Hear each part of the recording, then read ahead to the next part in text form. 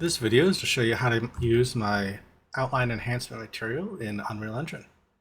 So when you first open up your project here, you'll see the outline enhancement material folder. And inside there is the outline enhancement material. Now how we actually want to go about using that is we need to add a post-process volume. Click up here, type in post-process. You can rename that to whatever you need. I'm just going to leave it default name for now. Then you want to go ahead and make it infinite. This will just make it so it'll cover the whole map. If you don't want to do that, then you can resize the box to fit whatever you want. If you type in MAT, you'll see it says post-process material. We want to go ahead and add one. Select our material.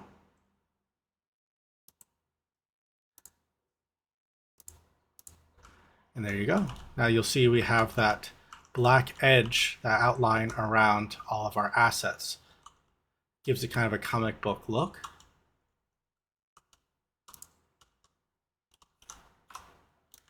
I want to show you how you can make a few changes to this as well to modify it to your needs. You go ahead and double click on that material to open it up.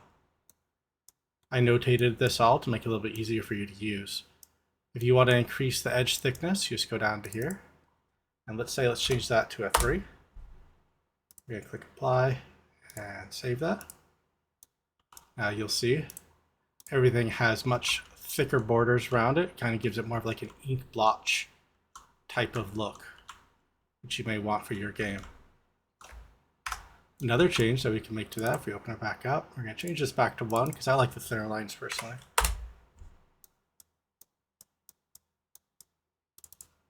And then we're going to go in here. You can change the color of these lines to anything you want. So we're going to do something like that.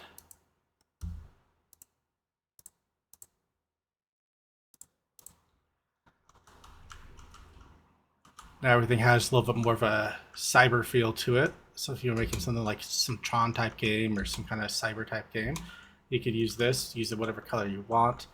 I had a friend who actually changed it to red and did kind of like a Terminator type of feel to make it so his view was kind of like a Terminator view, which I thought was kind of cool. Now we're going to go back into it and we're going to actually just select this. We're going to set it back to default so you just have to have those black edges. And that's it. I made this really cheap, just $1, so new users can go ahead and just play around with it and have fun. Now, one thing I want to show with this as well, just in case you run into any problems at all, you want to make sure when you go into this that the material domain is set to post-process. And then if you see flickering, like if you ever have like flickering edges on any of the borders, if you go scroll down here also in the details, go to the post-process material, and you have this blendable location. Now you can change this, but I've had problems with anything that's other than scene color after DOF. That's what I leave it on, and it's perfect. If you actually want to have the edges flash, which would be a different kind of effect, you can change that and use that if you want. But personally, I think it looks better just like this. It makes it look a lot cleaner. But thank you. Have a good day.